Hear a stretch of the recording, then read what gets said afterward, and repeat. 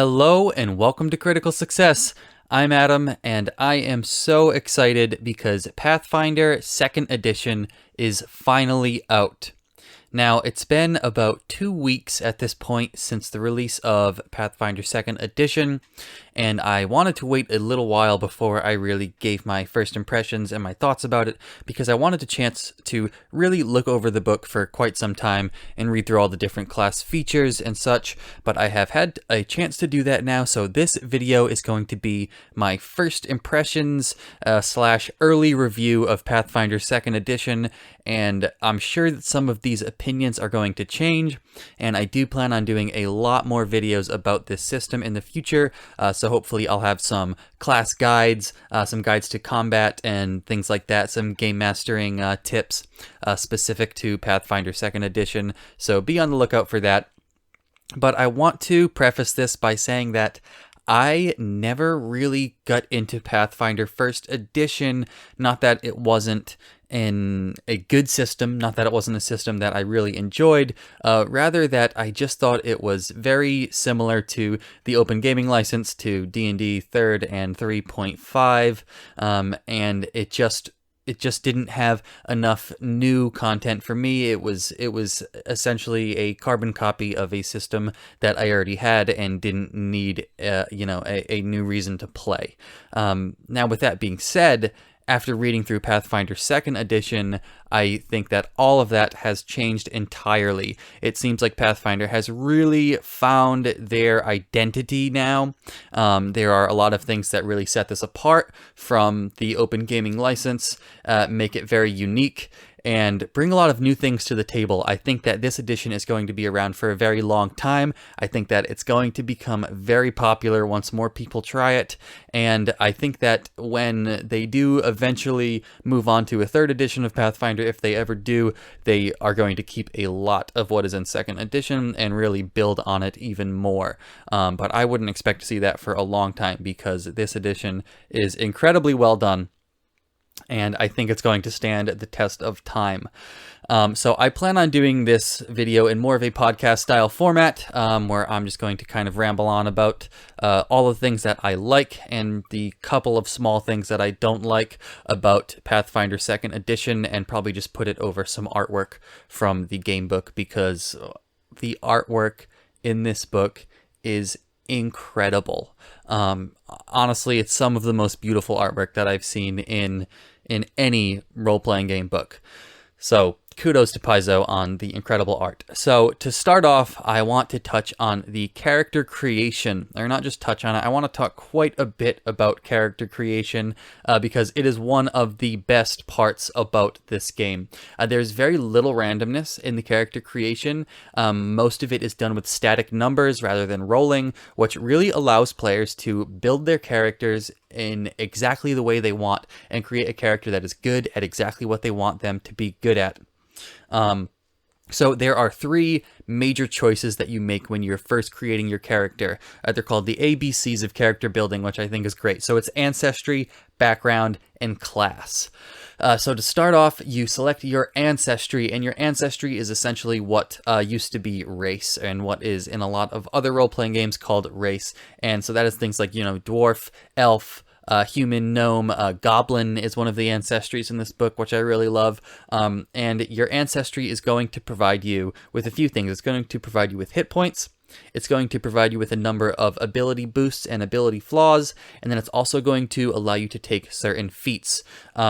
So first of all, the hit points I really like, because in a lot of role-playing games, your hit points are decided solely by either your class or by rolling or by your stats. But I like that your ancestry gives you a number of hit points in this, because it really makes a lot of sense. Your ancestry decides kind of the build of your character, and that will decide, how much stamina and such you have.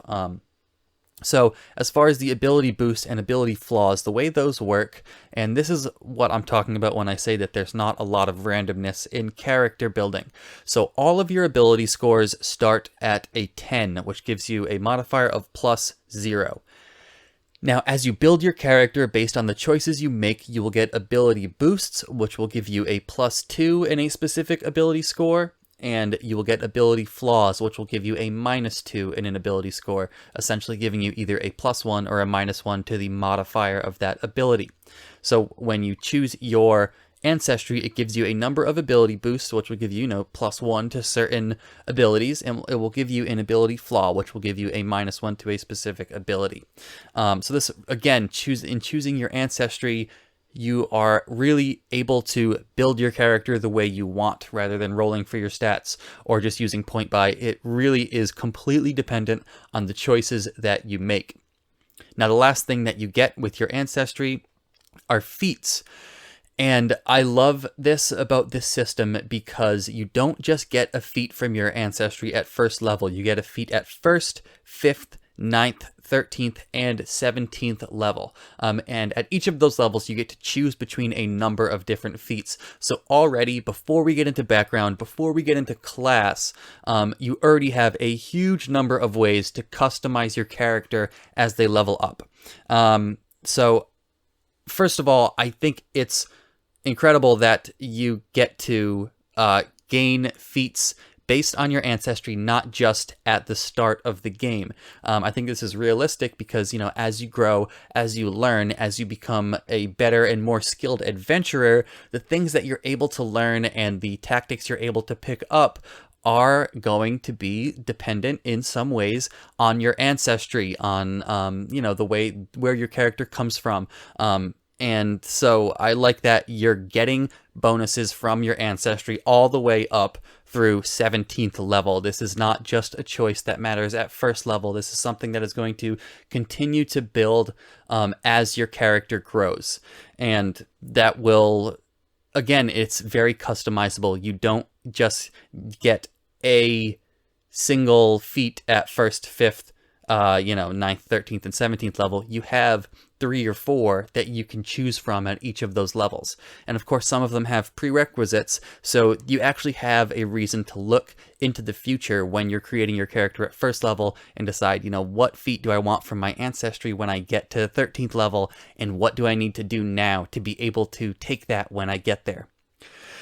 So that's kind of something that really persists throughout all of this character creation and character leveling up kind of character improvement process, is that you really have a reason to look ahead. There's a lot of customization and there's a lot of different ways to build your character, and that can start right from first level. Now, that does require a little bit of investment on the part of the players. They actually have to look ahead and think about what they want their character to be, so that they can create their perfect character.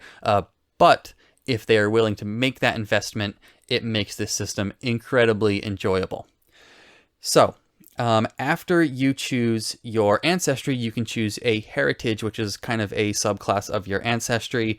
These would be things like the different types of elves, the different types of dwarves, and a lot of the heritages in this system are super creative and really interesting. One that I really love, when I was looking through the gnomes, and I love gnomes, I play gnomes in a lot of games, and one of the heritages of gnomes is called the Chameleon Gnome, and it is a gnome that actually has the ability to kind of change the pigment and colorization of their skin to match their surroundings, making them, more sneaky and more stealthy.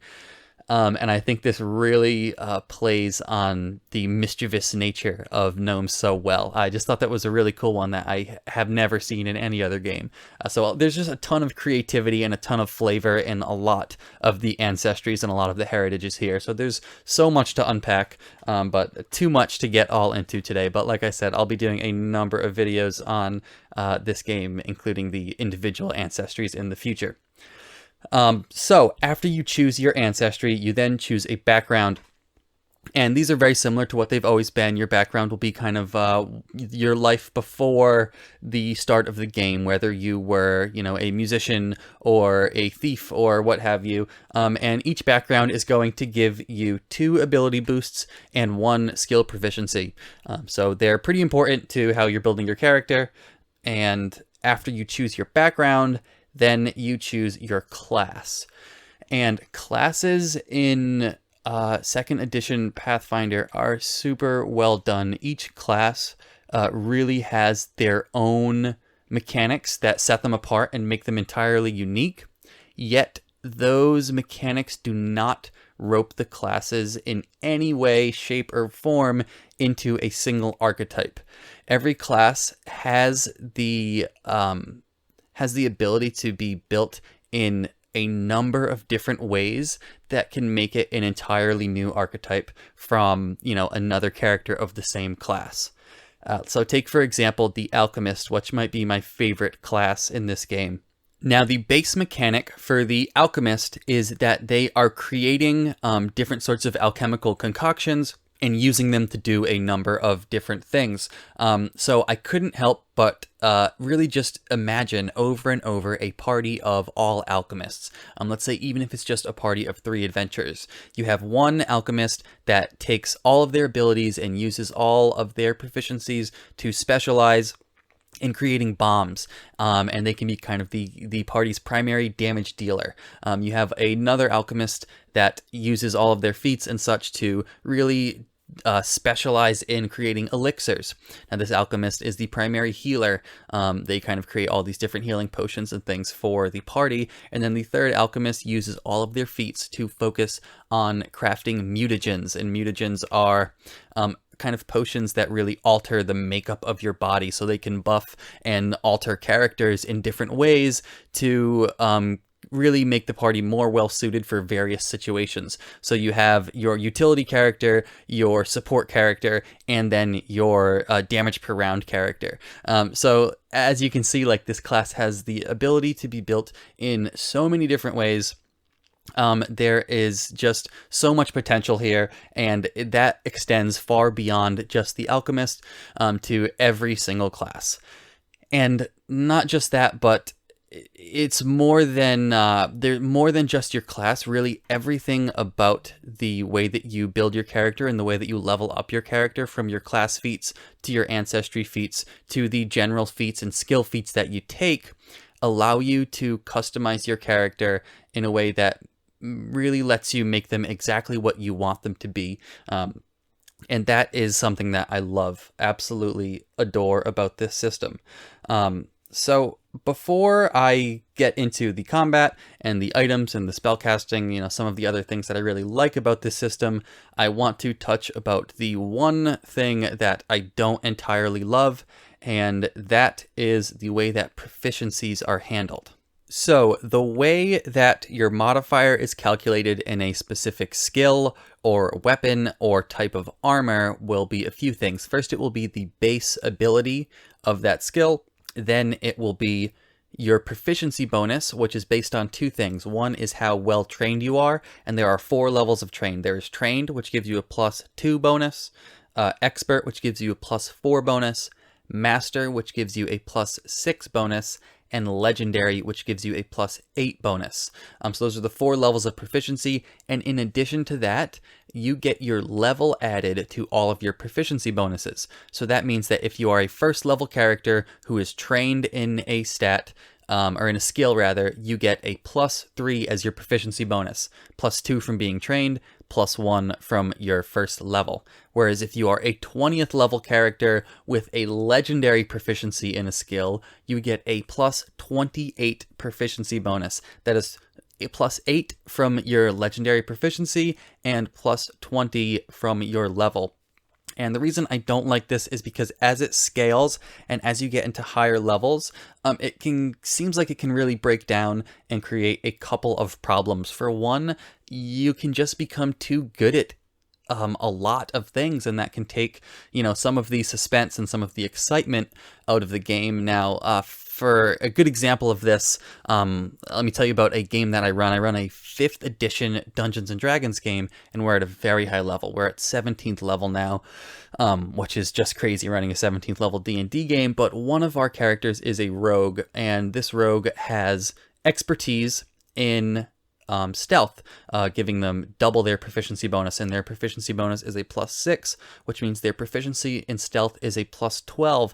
On top of that, they have a +5 in their dex, which means that their proficiency or their skill in stealth is a 17. Now, they also have a feature called Reliable Talent, which rogues get at 10th level in 5th edition, which means that when they roll a d20, regardless of what the roll is, if it's less than a 10, that roll counts as a 10, meaning that the lowest this rogue can roll on stealth is a 27, and the highest they can roll is a 37.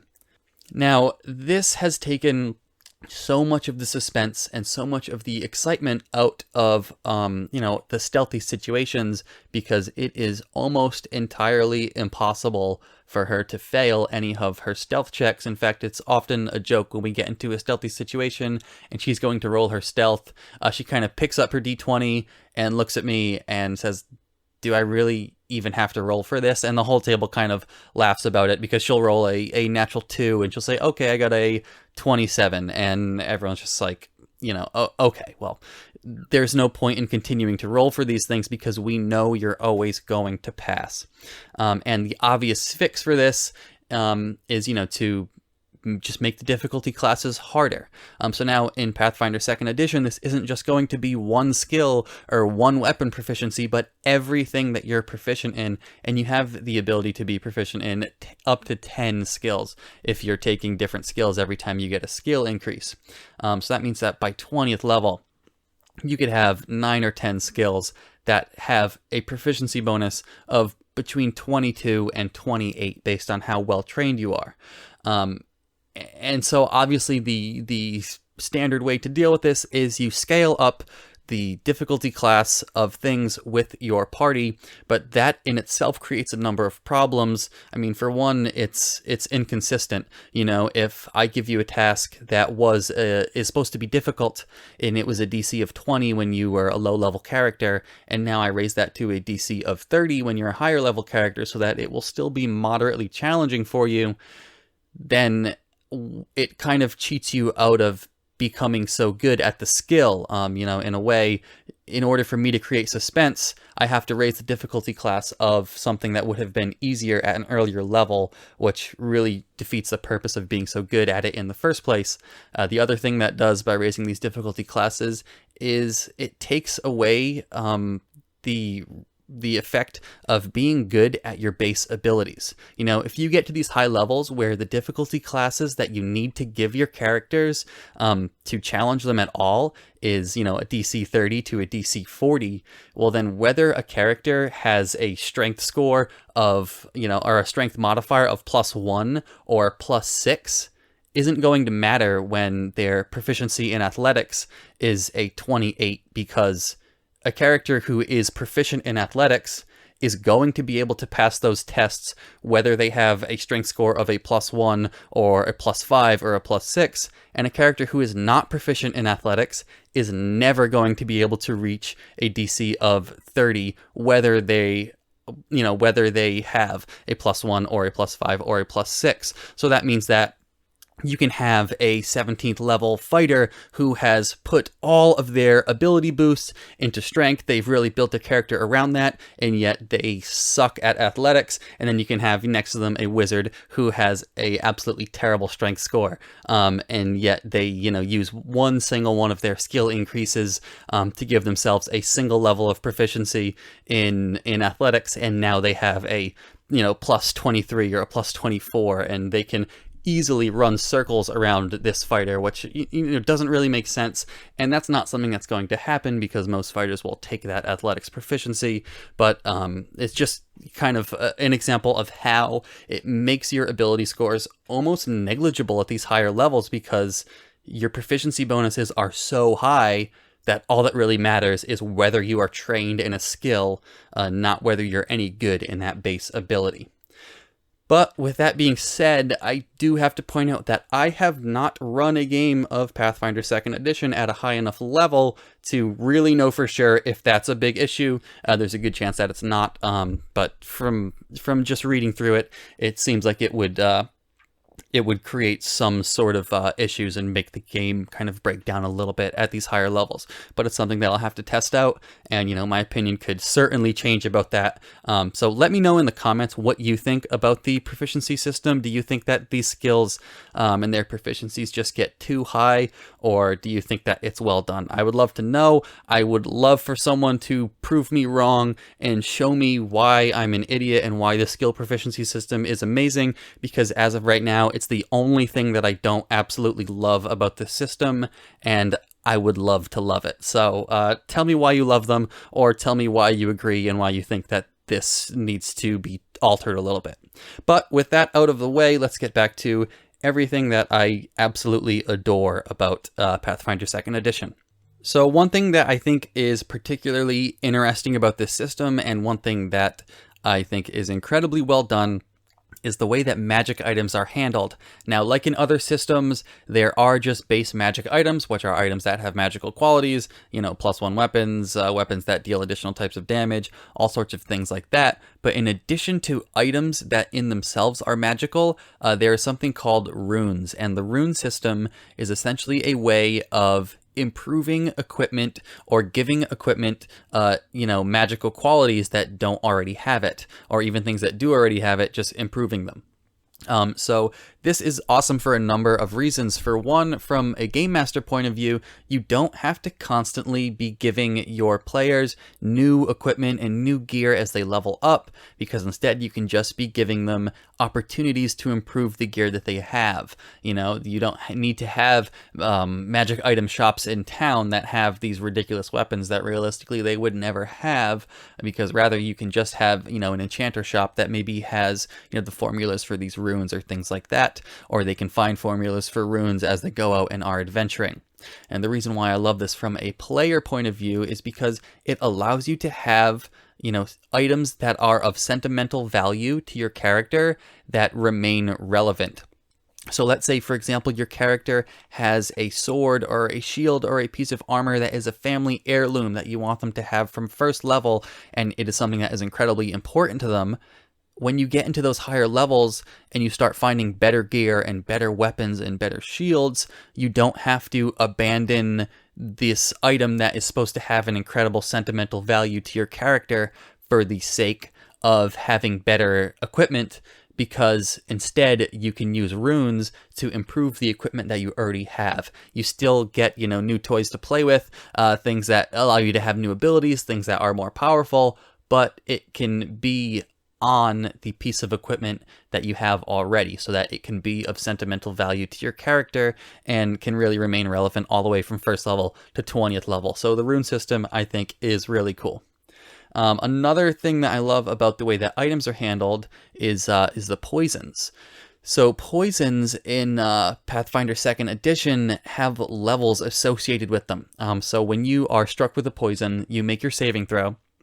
If you fail, then you get the poison level 1, the first level of whatever that poison is. And if you critically fail, then you get the second level of whatever that poison is. So when you get the first level, let's say it's a d4 damage. So you take the d4 damage. On your next turn, you make another saving throw. If you succeed, then that level of poison goes down to a 0 and you are cured. If you fail, then you go up to the second level of that poison. Maybe that will give you a d6 of poison damage, and then on your next turn, you make another saving throw, or whether it's a turn or whether it's a 10-minute interval. So let's say your next turn, now you have poison 2, and you go to make your saving throw again, and now if you succeed, it brings you back down to poison level 1, where you would take that d4 damage, and if you fail again, then it would bring you up to the level 3 of that poison. So it makes it so that it really goes in stages, and you have the ability to go up and down in the stage that you're at in that poison. But of course, they won't last forever. Every poison does have a time limit after which it stops working. So you don't have to worry about failing over and over and just continuing to grow worse and worse and worse and more poisoned, because it will eventually just end. So I really like that. I think it's super well done because it allows you to kind of struggle with going back and forth between the levels, or it gives you an opportunity to really just beat out that poison. Even if you critically fail and get to a level 2 of that poison, you could succeed at 2 saving throws in a row and shake it off really quickly. Now, something that a lot of people have been talking about Pathfinder 2nd Edition, and something that I know a lot of people really enjoyed about the playtest, is the combat system. And the new combat system uses a system of 3 actions. So rather than each character on their turn getting major actions and minor actions, or actions and bonus actions, or whatever you want to call them, essentially everything is broken up into single actions. So you are able to take 3 actions on your turn.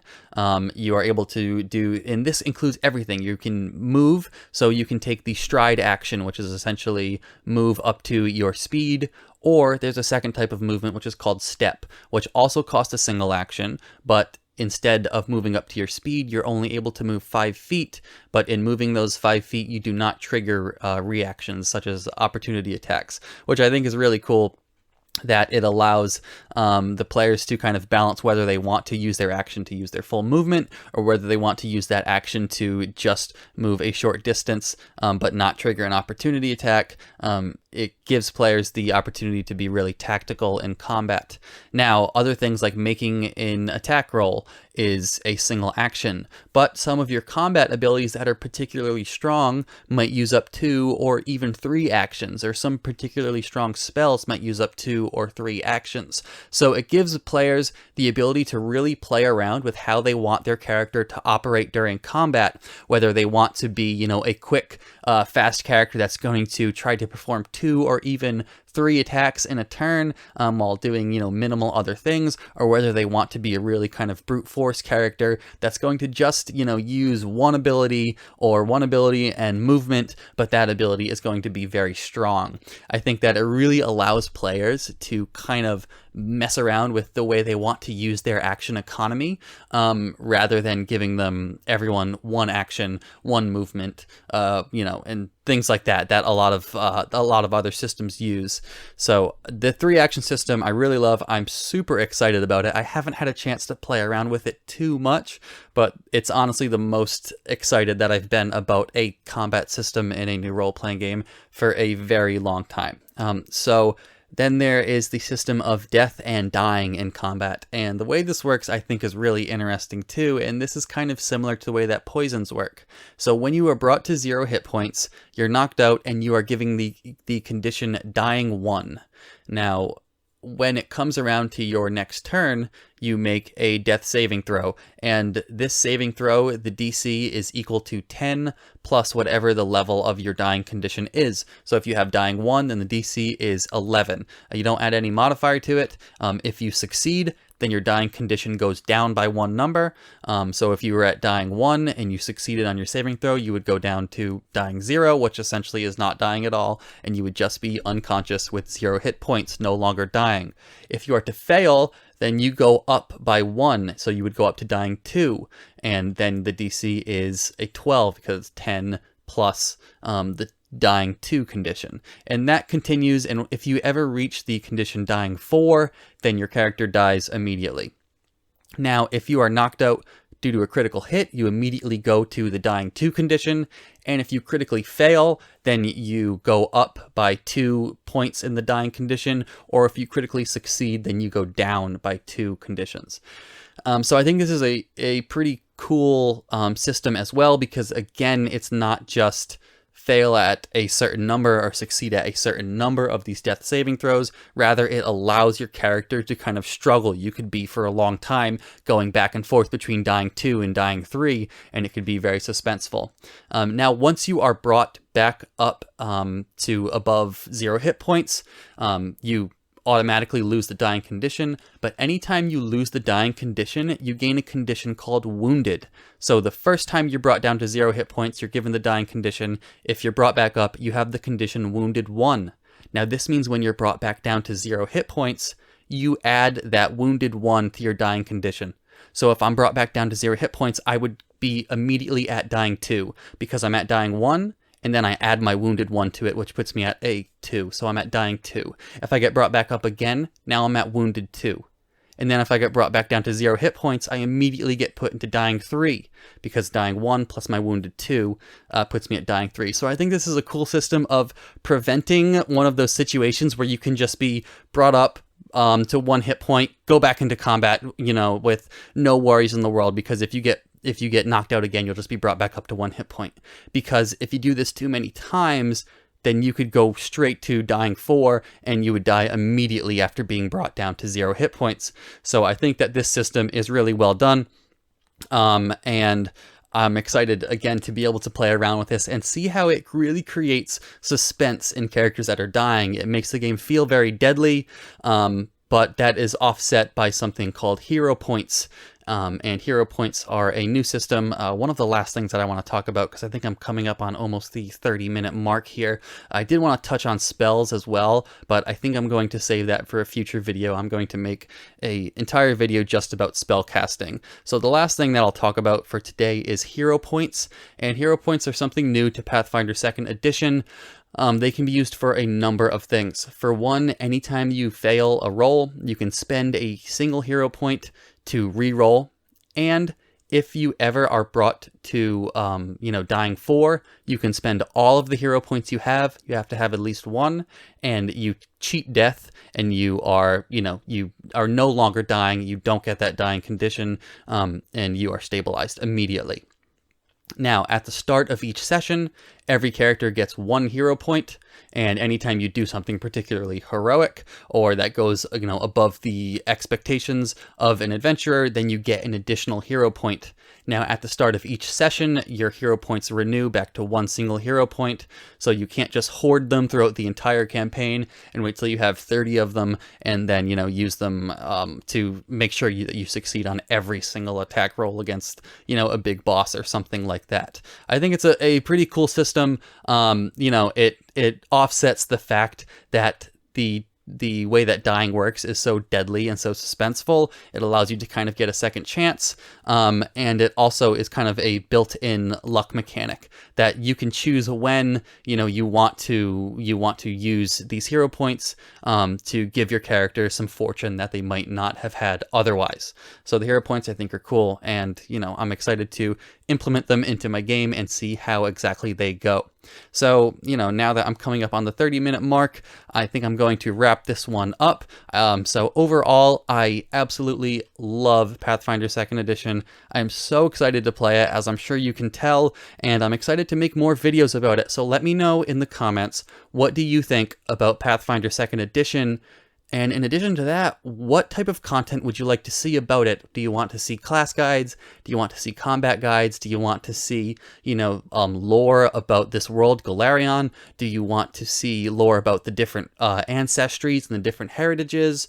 Or, do you want to see rules as far as guides about, how combat works, how spellcasting works, things like that? Do you want to see GM advice, player advice, character builds? Let me know, because I'm really excited to dive into this game and to make a lot of content focused around Pathfinder 2nd Edition. I think that this game is going to really stand the test of time. I think it's going to be very popular, and I highly recommend it. So as always, thank you so much for watching. If you did enjoy the video, please leave a like, subscribe to the channel, and of course, share this video with your friends in the role-playing game community. Thanks again. Now go play.